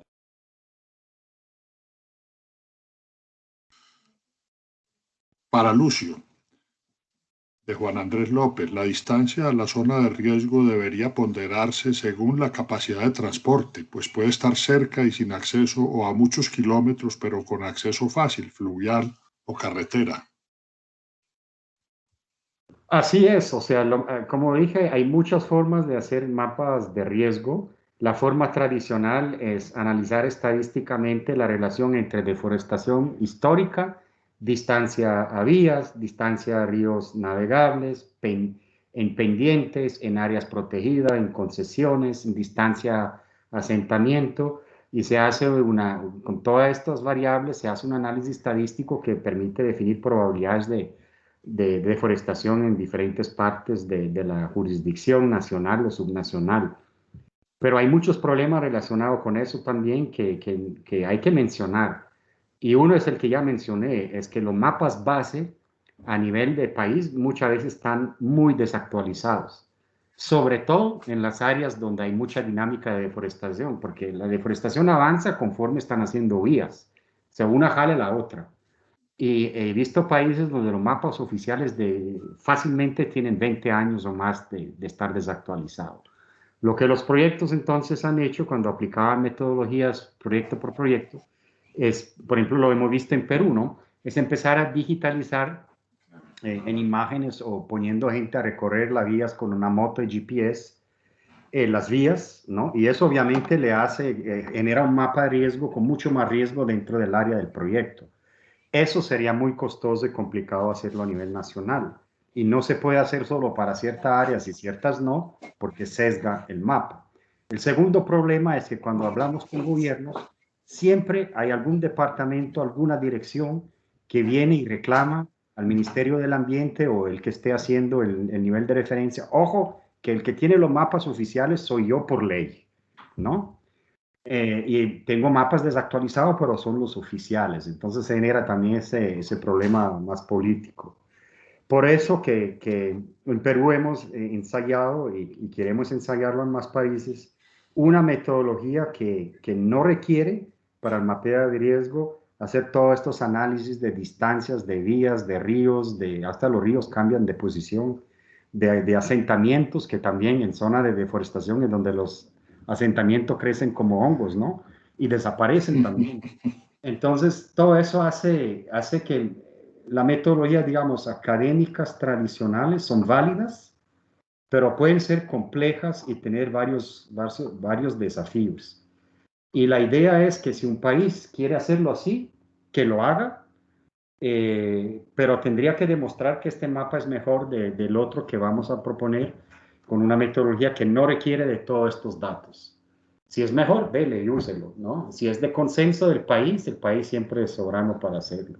Pero queremos evitar todos esos problemas y también el riesgo asociado de sesgar esos mapas escogiendo las variables, ¿no? Porque he visto esto también en muchos proyectos. Meto la variable de vías, me da mejor, bien, no me da mejor, la saco y pongo otra variable, ¿no? Y ese juego es lo que ha restado un poco credibilidad al ejercicio y que entonces hay que buscarle salida. Algunos comentarios pertinentes. Leonardo Sáenz. Esas curvas cambian. Por ejemplo, carreteras en Brasil tienen influencia hasta 50 kilómetros de la vía una vez pavimentada. Un análisis detallado de drivers y de los drivers socioeconómicos siempre serán necesarios de considerar. Juan Andrés, un comentario para Lucio. Las vías se deben considerar según capacidad. En Colombia se segregan por vías primarias, secundarias, terciarias, los ríos con doble drenaje para alta capacidad, etc. Última pregunta para Lucio de Juan Andrés.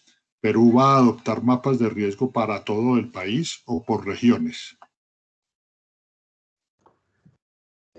Bueno, el análisis de drivers obviamente siempre es muy útil hacerlo en cada contexto, incluso local, porque el diseño de las acciones de mitigación tiene que ser acorde a los drivers locales, ¿no?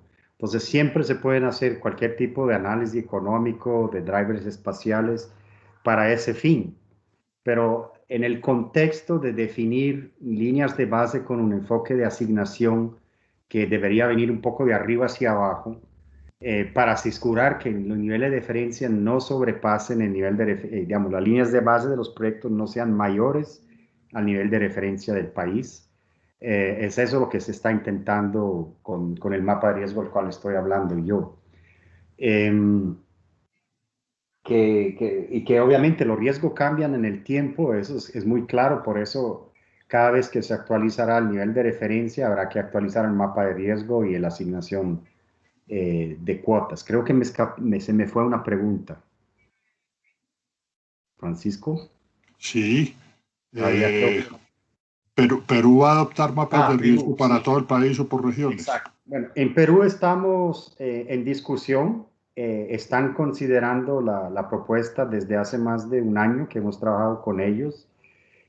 Han organizado más de un taller con los desarrolladores de proyectos donde la idea fue lanzada y discutida.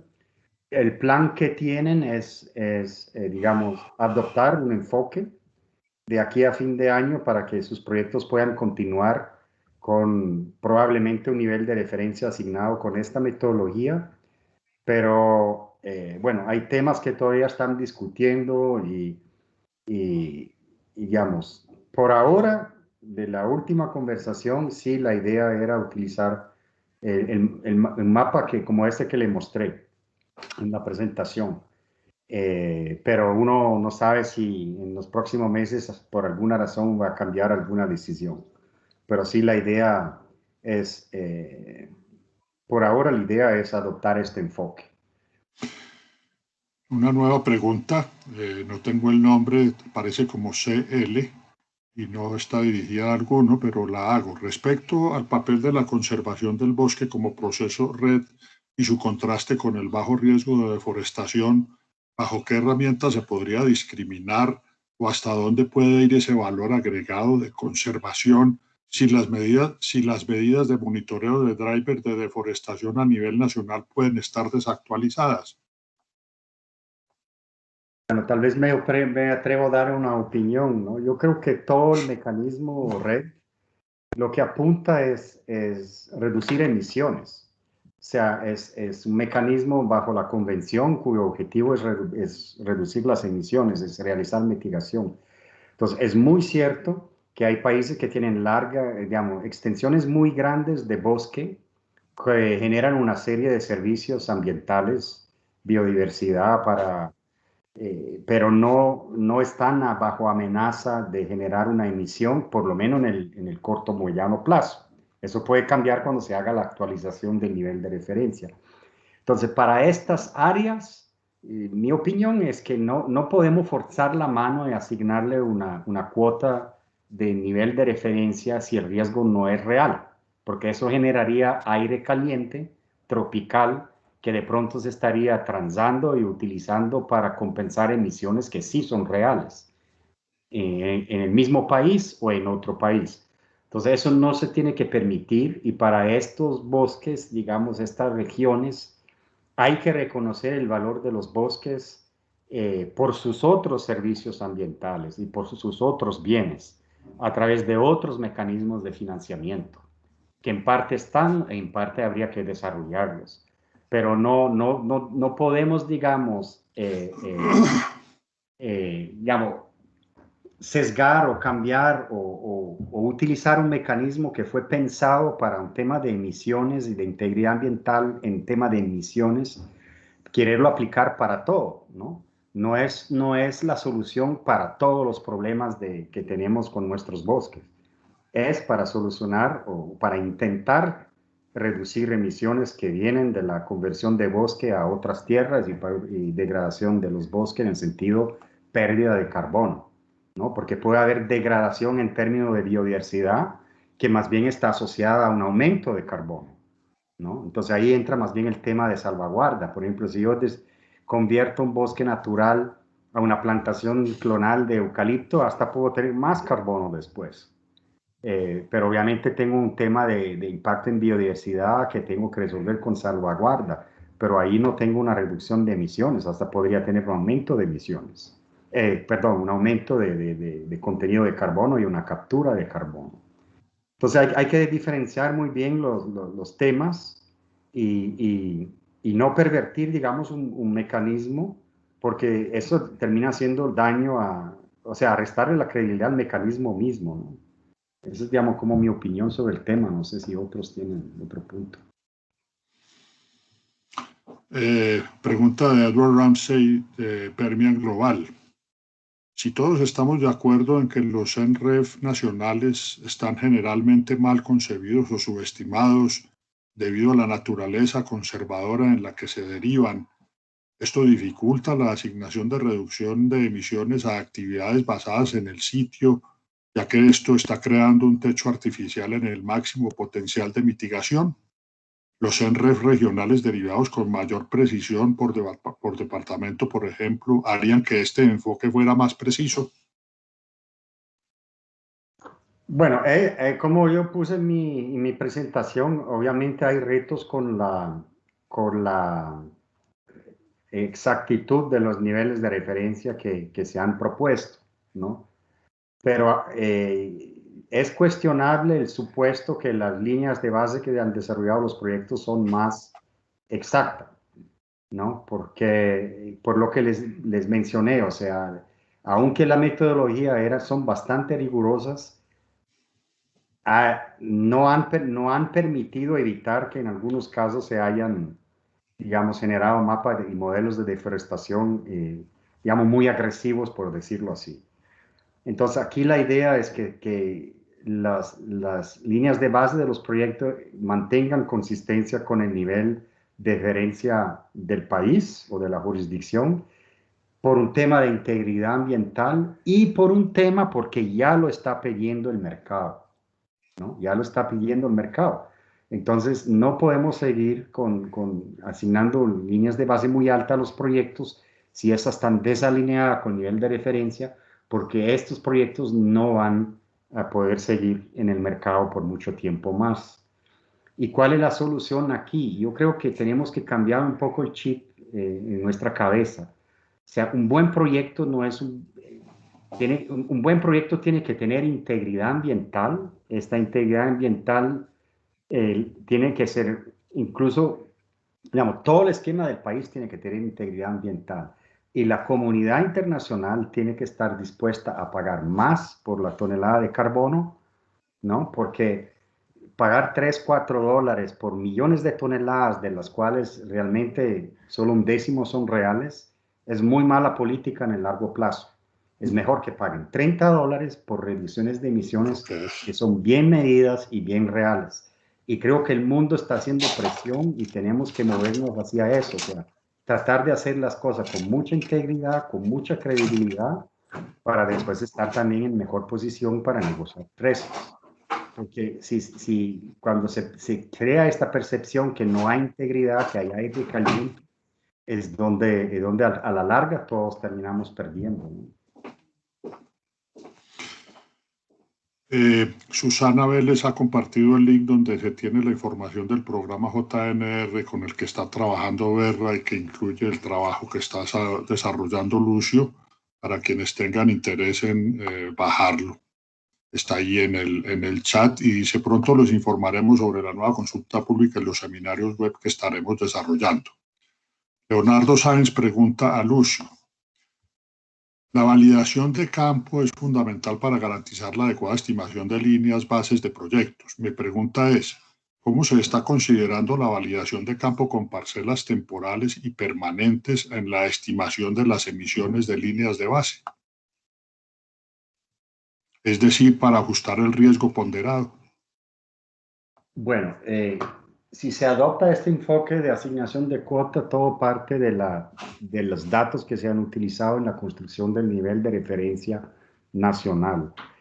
En el caso de Perú, las discusiones que se han tenido recientemente incluyen la idea de intensificar el muestreo del inventario nacional forestal en las áreas de los proyectos para que para estas áreas tengamos datos de factores de emisión más exactos, ¿no?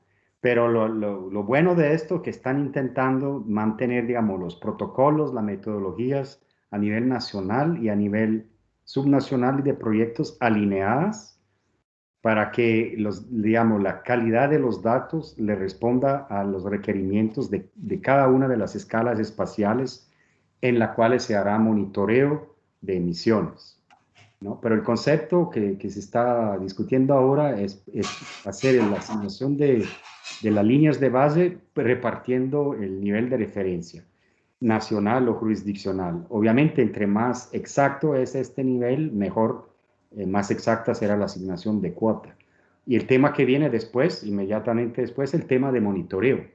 ¿Se va o no permitir a los proyectos que aporten sus datos? Si sí, esos datos serán integrados, los datos de monitoreo para medir las reducciones de emisiones después de asignar la línea de base. Estos datos serán integrados en los datos nacionales. Si sí, con qué controles, con qué filtros, con qué seguirá la toma de datos en los proyectos, se utilizará protocolos compatibles, sí o no, existen esos protocolos, o más bien todo será un solo sistema de monitoreo nacional, donde se usan la misma parcela, los mismos diseños, los mismos protocolos, los mismos procedimientos de validación, control de calidad, etcétera, solo con un muestreo más intenso en ciertas zonas que otras, ¿no? Que eso, de hecho, el inventario forestal a veces lo hace, que tienen una cuadrilla fija, pero para algún estrato de bosque de pronto se ponen más parcelas para tener más precisión, ¿no? Entonces, todo eso creo que es parte de la construcción de un buen sistema anidado, de un buen sistema de monitoreo forestal y de emisiones a nivel del país. Y lo ideal que todas estas iniciativas a todas las escalas, aporten a este esfuerzo. Y que todo eso se haga con un diseño estadístico bien hecho. Y eso obviamente es un reto, es un trabajo grande que hay que hacer. A riesgo del ridículo de mi inglés, leo pregunta de Ed Ramsey para Lucio. In the Peruvian example you use, projects have been criticized for overestimating emission reductions. Yet it is more likely the NREF is a gross underestimated, I would suggest.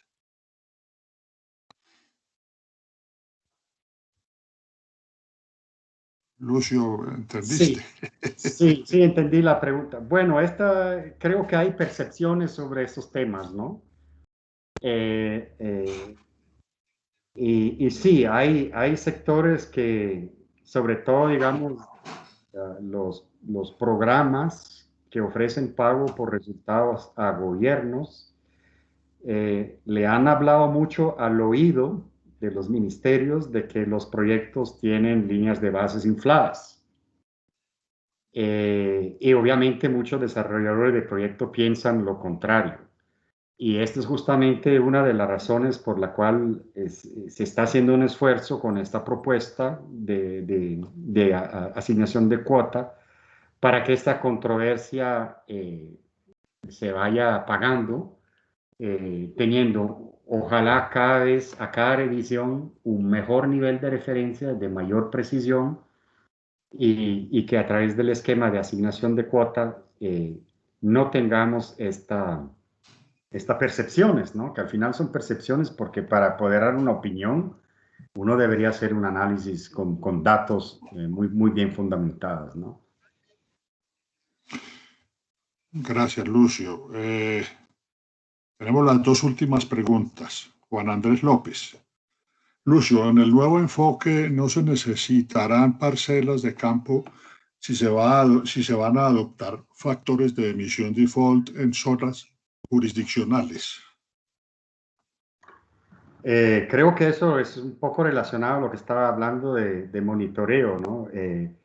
Este nuevo enfoque, no, o sea, la asignación de cuotas es solo un paso en el alineamiento, ¿no? Si eso se adopta, el siguiente, hay que pensar cómo se va a hacer el monitoreo de las emisiones para saber a cuántas toneladas fueron reducidas en cada proyecto. Y ahí se abre un abanico de opciones.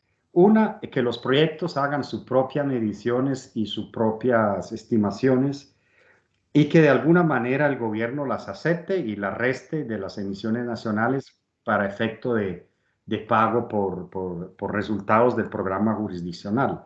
Eso, por ejemplo, se hace así en Estados Unidos y en otros países donde simplemente restan esto y bueno, y se confía, digamos, en la veracidad y en la precisión de las informaciones de los proyectos. Otra opción es que los datos de los proyectos se incorporen, o sea, sean revisados y si son buenos, se incorporan en los datos nacionales. Se hace una reconciliación de datos, digamos. Y la tercera, digamos, mejor opción para hacer así un panorama rápido, es que exista un solo sistema de monitoreo estratificado, donde en área de proyectos de pronto se tengan un muestreo más intenso, ¿no? Pero que todo el sistema sea uno solo. Eso toma tiempo construirlo. Entonces, todavía no tengo muy claro en la revisión de JNR cuáles serán las opciones que BCS va a dar, pero sospecho que se va a tener un abanico de opciones porque justamente los niveles de preparación de los sistemas de monitoreo nacionales son muy heterogéneas entre los países, ¿no? Y hay que darle tiempo a los países que vayan fortaleciendo su sistema de monitoreo, así que por lo menos en mi opinión personal debería haber diferentes opciones. O sea, cuando el país tiene un muy buen sistema de monitoreo, estratificado, etcétera, podríamos usar solo los datos nacionales. En países que no tienen eso, habrá que ver cómo los datos de los proyectos tengan un proceso de revisión, control de calidad serio y después se tomen en cuenta en la contabilidad nacional para evitar doble contabilidad o inconsistencias en datos muy grandes, ¿no? Habrá que ver cómo se hacen las conciliaciones. Última pregunta. Leonardo Sáenz. Se ha hablado de los sesgos en los proyectos en sus líneas base. Mi pregunta es cómo lograr ajustar los NREFs de manera tal que no generen un sesgo por falta de precisión. Es decir, ¿cuál es la propuesta para trabajo con las entidades regulatorias para lograr NREFs balanceados e idóneos?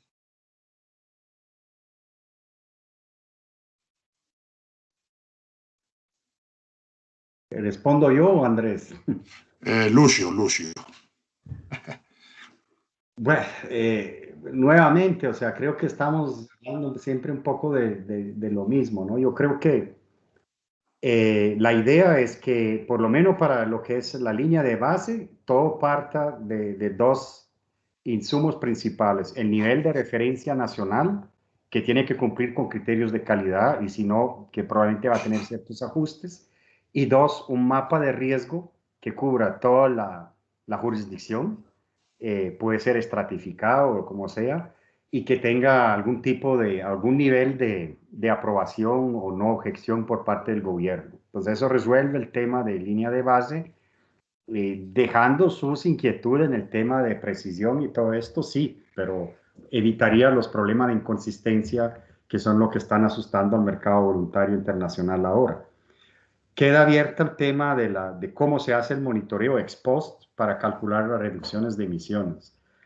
Y nuevamente, no tengo todavía mucha información de en qué rumbo está tomando BCS-JNR en este tema, pero de discusiones en las cuales he participado apuntan a que se va a tener una gama de opciones dependiendo del estado de avance del sistema nacional de monitoreo del país, ¿no? Que van desde permitir que los proyectos hagan sus propias mediciones, y que estas, si el país no las objeta, se utilicen, a que se hayan protocolos comunes y los datos se integran, a que haya realmente un solo gran sistema estratificado y muy maduro, ¿no? Entonces, eso está como un poco abierto todavía. No tengo mucha seguridad en qué dirección va a ir. Bueno, hemos terminado la sesión de preguntas y respuestas. En nombre de Asocarbono, quiero nuevamente agradecer a Lucio Pedroni su amabilidad y esperamos poder abusar de ella en próximas ocasiones y pedirte que nos acompañes en nuevas charlas, Lucio, hacia adelante. Con mucho gusto, Francisco. Muchas gracias más bien por la invitación. Bueno, Juan Andrés y Lucas, por favor, retomar la coordinación del webinar. Gracias. Gracias, Francisco. Sí, nos quedan creo que 10 minutos, Lucas, ¿no? Sí, así es. Entonces, yo quería plantear una continuación de los temas que de alguna manera se hilan muy bien con lo que hemos venido hablando sobre jurisdicción. El tema jurisdiccional y en mi propuesta es que pues, cuando tengamos oportunidad de traer presentadores así de la calidad de Lucio y con, digamos, que puedan aportar al conocimiento, pues los podremos ir trayendo cuando estén disponibles. Por ahí estamos viendo si de pronto alguien del Fondo Verde del Clima podría hacer alguna presentación más adelante. Pero entonces hay un tema que viene, digamos, de interés de varios acá y que hila muy bien con el tema de anidamiento, que es el del mercado. Perdón, ¿sí? Juan Andrés, un segundo, te interrumpo. Disculpen, las personas que no han diligenciado el link de asistencia, ahí apareció nuevamente en el chat para que por favor lo hagan. Muchas gracias. Gracias, Juan Andrés, y disculpa. Sí, tranquilo. No, lo que decía es que el tema de mercado está pues muy relacionado con lo que estamos hablando. Ya aquí Lucio lo presentó. Entiendo yo que Corsia está aceptando el enfoque jurisdiccional y que precisamente, y creo que, pues ahí no sé, Susana seguramente me puede complementar, pero Entiendo que a Berra le están aceptando ese enfoque jurisdiccional y no así el otro, pues para proyectos red, por ejemplo. Entonces, es casi que el mercado quien dicta un poco la dirección de los proyectos o de los programas. Otro tema clave que tiene que ver con el mercado y con el tema de gobierno es que no necesariamente, y esto es una discusión que vale la pena ahondar, no necesariamente tenemos que tener una sola bolsa de proyectos. O sea, hay proyectos que y que ya hoy tienen, digamos, cabida dentro de las cuentas nacionales. Ustedes saben que el escenario nacional de Colombia solamente, o sea, deja por fuera 2 pools de carbono, deja por fuera la madera muerta y hojarascas y eso. También deja por fuera 4 de las 5 actividades red, según las definiciones que vimos en la primera presentación de lo del marco de Varsovia y digamos lo que se viene trabajando a nivel global sobre red. ¿Eso qué quiere decir? Que todos esos proyectos que tienen reducciones de emisiones en esas otras, digamos, por ejemplo, por degradación, pues no están sujetos a cumplir las reglas de RENARE, y el mercado voluntario puede perfectamente pagar esas reducciones. Eso está pasando ya hoy. Y entonces lo que vamos a empezar a ver es que va a haber, digamos, 2 tipos de toneladas. Unas que están para el mercado nacional, digamos, del impuesto del carbono, las cuentas nacionales, el NDC, el Acuerdo de París, y otras que a lo mejor van a ir al mercado voluntario porque están cumpliendo unas reglas que están en Berra, por ejemplo, en un estándar que es reconocido internacionalmente y que lo que busca un inversionista es que efectivamente haya integridad ambiental, como dijo Lucio, se reduzcan las emisiones, se haga de manera rigurosa, se sigan las metodologías aceptadas. Entonces yo creo que aquí tenemos un tema crucial. Entonces eso era lo que yo quería plantear para la próxima vez. Lo que no tengo muy claro es quién puede ayudarnos a entrar en estos temas. Eso tendríamos que pensarlo, pero primero quería proponer ese tema, a ver cómo lo ven. Muchas gracias, Juan. Muchas gracias. Muy pertinente la propuesta. Entonces, como bien decía Francisco y Juan, estos últimos ya 9 minutos es para definir con esta propuesta inicial los próximos temas, que ya digamos hay una propuesta, y adicionalmente la próxima fecha del siguiente webinar. Entonces, en el chat, Michael Radomir se ofrece como conferencista para esa próxima webinar. I can, dice Michael. Perfecto. Sí, estaba viendo eso. Michael acaba de proponerse para ese webinar, entonces bienvenido, Michael. Sí, también podemos tener iniciativa tal vez de otros actores o participantes de Azocarbono, son bienvenidos claramente hacia la línea, digamos, del webinar más dirigido hacia mercado, ¿no? Entonces, estos últimos minutos, pues, escuchamos sus consideraciones y sus aportes para poder construir ese nuevo espacio en el siguiente webinar. Entonces, Susana de Berra está mencionando que el tema de los mercados y la doble contabilidad, pues es el tema de la consulta pública, ¿cierto? Que son los seminarios que mencionaba también en sus comentarios anteriores, que, pues, que son temas que van a seguir trabajando y pues que nos envían los links de la consulta pública que está haciendo Berra respecto a estos aspectos. Adicionalmente, está Eider Pérez, donde comenta que sería pertinente invitar actores del sector público, ¿cierto? Aquí le dejo la palabra a Francisco, de pronto como las agendas, ¿cierto? Del sector público y cómo son los tiempos de ellos, a ver si de pronto coinciden con los nuestros en la realización de estos eventos, que creo que en estos últimos webinars, pues de alguna manera no se ha podido compatibilizar muy bien esas dos agendas. Entonces creo, no sé si sea pertinente, Francisco, lo que menciona Eider de la vinculación pues de un actor público, en este caso del gobierno, para este tema de participación en el webinar de mercado. ¿Tú cómo lo ves, Francisco? ¿Tú qué opinas al respecto? Lucas, pues sería muy interesante. Digamos que no ha sido fácil concretar a participantes del sector público, ni en el IDEAM, ni en el ministerio. Estamos esperando una fecha para iniciar el proceso de la mesa técnica con el ministerio, unos ajustes en la agenda.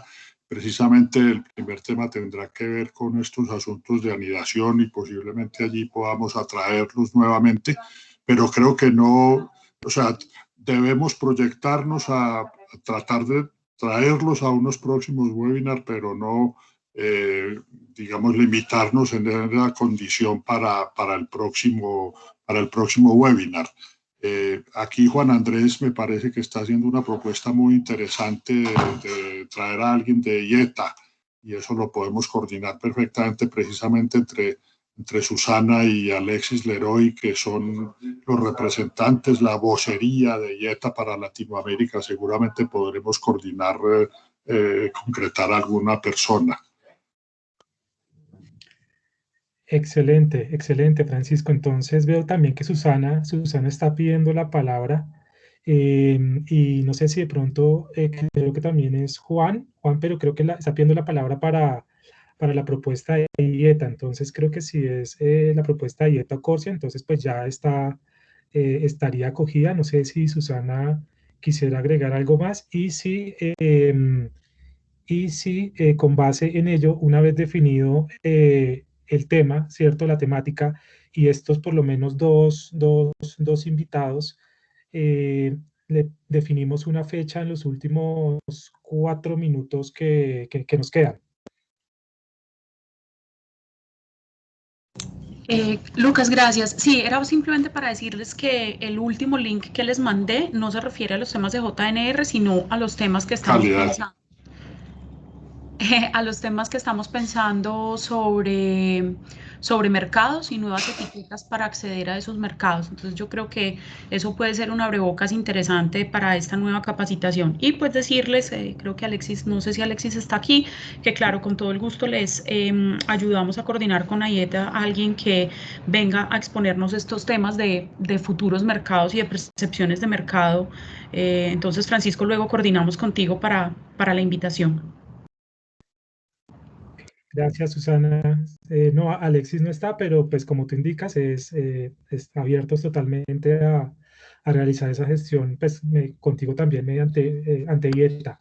Entonces el webinar quedaría para que solicito que sea el jueves 24, no el jueves 17, no el jueves 17, sino el jueves 24, para que no se cruce con las agendas de los comités temáticos. Entonces quedaríamos el jueves 24 el webinar de mercados, específicamente, pues empezando de 10 a 12, con los 2 invitados, ¿cierto? Entonces sería jueves 24 de 10 a 12 el webinar de mercado con invitados de WWC, si no me equivoco, que es Michael, y de IETA. ¿Correcto? Correcto. Michael, Juan, ¿está bien? Sí, perfecto. Muchas gracias, Okay. Susana, y pues también Lucas y Alcott para ayudar con esa coordinación. Y me parece excelente la propuesta de Susana de leerse esto que han publicado para irnos ambientando. Yo creo que vamos por el camino correcto, y después seguramente para atender pues, pedidos como por ejemplo de Abraham antes, el tema del mercado también nos va a llevar a la discusión de la integridad y la calidad de los proyectos. Entonces yo creo que esto va a ser un buen inicio. Entonces Michael y alguien de IETA quedarían para la próxima. Yo creo que es mejor mantener 2, que nos da más tiempo de discusión. Sí. Perfecto. Bueno, muy bien, excelente. Bueno, Lucas, Juan Andrés, muchas gracias por la coordinación del evento, a todos por su asistencia. Son las 12 del mediodía y entonces damos por terminado. A todos les llegará grabación y presentaciones. Muchas gracias y hasta la próxima oportunidad. Hasta luego, muchas gracias. Luego,